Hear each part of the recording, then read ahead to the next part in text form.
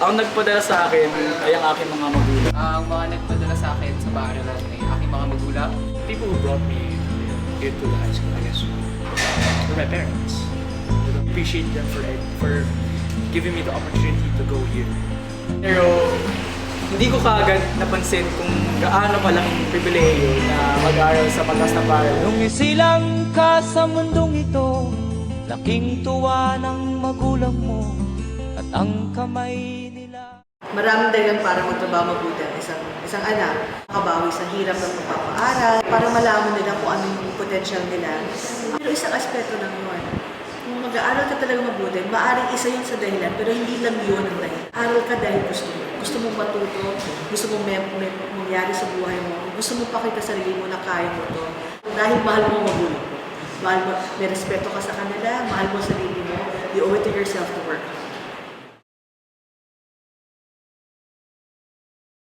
Ako tuwing klase, parati ako natutulog. Hindi ako nakikinig pag music. Minsan, pagod ako. Tulog talaga ako, kinakailangan ko talaga matulog. I usually sleep. I like to sleep a lot in class. Parati ako natutulog sa klase. Hindi ako natutulog, kumakain ako. Natutulog ako sa klase kasi buong araw natutulog lang talaga ako. Minsan, gumagamit ako ng telepono, nagka-class of friends ako.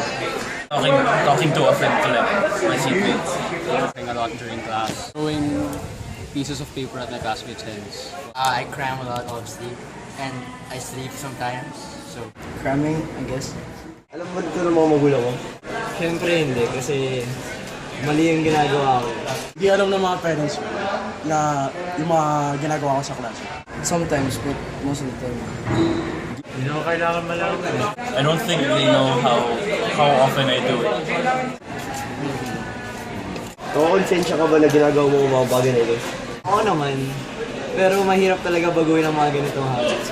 Kung ang teacher mo ay boring o kaya kung sobrang boring mo. Oo, nai-guilty ako dahil hindi alam ng mga magulang ko yung ginagawa ko. Tsaka sayang yung perang binabayad nila para ipaaral. a little.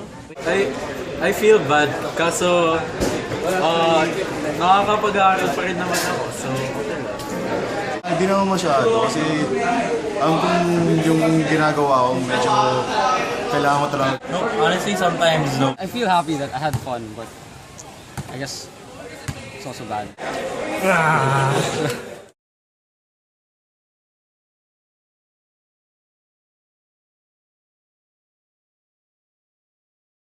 Hindi ako guro dito, hindi ko mapapag-aral ang anak ko dito dahil napakamahal ng tuition. Pagbayad sa tuition, libro, gamit, pero it's worth it naman. Ang inspiration ko ay ang aking mga magulang sapagkat nakikita ko na nagsisipag sila upang mapadala ko ito sa mataas na paaralan. At bilang utang na loob na lang o kaya parang yun na lang yung aking regalo sa kanila ay ipakita na hindi nasasayang kanilang mga binibigay na opportunity sa akin katulad ng pagpapaaral dito sa mataas na paaralan. Siyempre, una-una, pamilya. Kasi sila yung nagpadala sa akin sa paaralan, tsaka sila talaga yung inspirasyon ko sa pang-araw-araw. Masaya ako sapagkat mataas yung mga nakukuha kong grado. Kasi nakikita ko na lahat ng hirap ko ay may napupuntahan. Matataas naman yung mga gradong nakuha ko nung nasa mataas na paaralan. Basta ginawa ko yung dapat, ginawa ko yung makakaya ko. Tsaka hindi, alam ko sa sarili ko na hindi ko lang binasta-basta o sinawalang bahala yung mga gawain. Kahit ano yung grado, ayos na yun.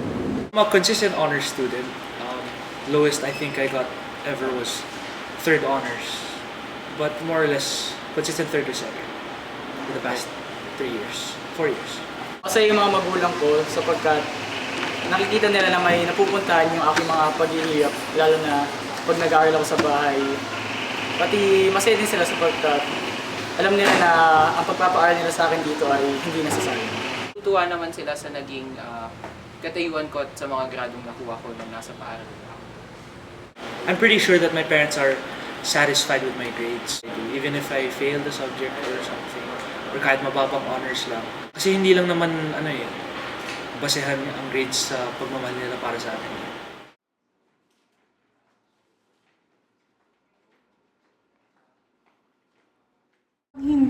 inaayos at hindi nag-aaral ng mabuti ang anak ko, ako'y nalulungkot. Hinayang din ako. Kasi nga sabi ko nga kanina na ito yung panahon na hinuhubog ng isang batang katulad mo. Pag mababang grado niya, honest to God, hindi ako nagagalit. Nagagalit lang ako kapag alam kong masyado siya naglalaro ng internet, tapos alam ko na yun, nagagalit ako. Pero kadalasan, ang unang bakit nangyari, at kakausapin ko siya. Kapag mababa yung grado na kukuha, malungkot din, pero pagkasikapan kong taasan ulit yung mga sumusunod na pagsusulit para makabago. Kapag hindi ganun kataas ang aking nakuha, basta nagawa ko yung dapat kong gawin. Sa palagi ko naman, hindi yon magiging dahilan para naman sumama yung loob ko. Kasi alam ko naman sa akin, nagawa ko yung dapat kong gawin. May pagkakataon na palagi ko nagkulang yung pagsisikap ko, doon siguro may panghihinayang o sana may nagawa akong mas mabuti pa. Parati lang nilang sinasabi na just do your best, just do what you can, and regardless of the result, kung ano man yung maging kinahinat na resulta ng pagsusumikap mo, ayos na kami doon.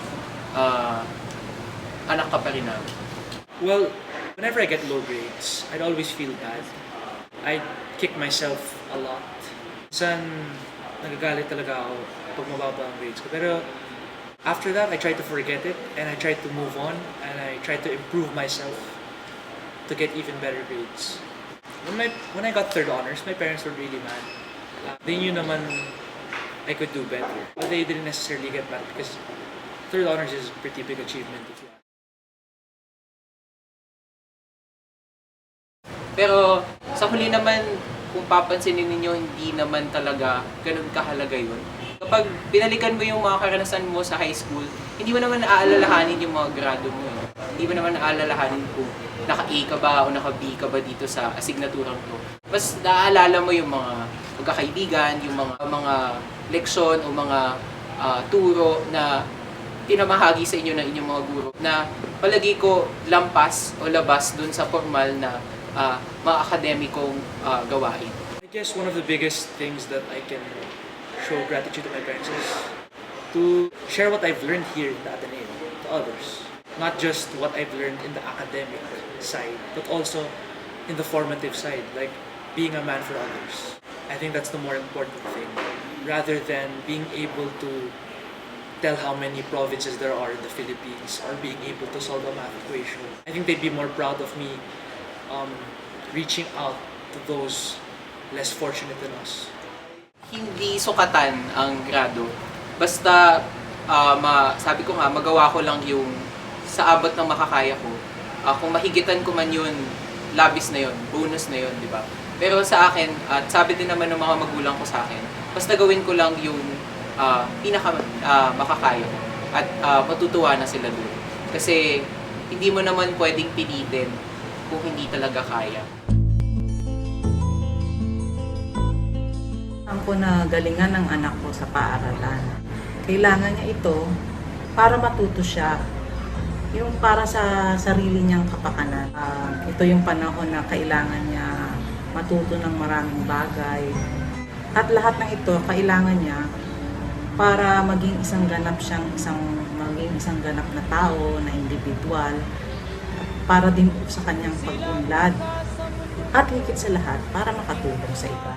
Maraming salamat kasi pinadala niyo ako sa Ateneo. At sa akin, naging inspirasyon ko kayo sa lahat ng aking ginagawa at patuloy ko pang gagawin. One thing I really want to tell them is one big thank you to you, Mom and Dad. And sorry if you were ever disappointed in me. Sorry if I let you down. I'm sure you know that I'm always doing my best. I'd like to tell him I'm very proud that he is able to maintain whatever grade that he gets.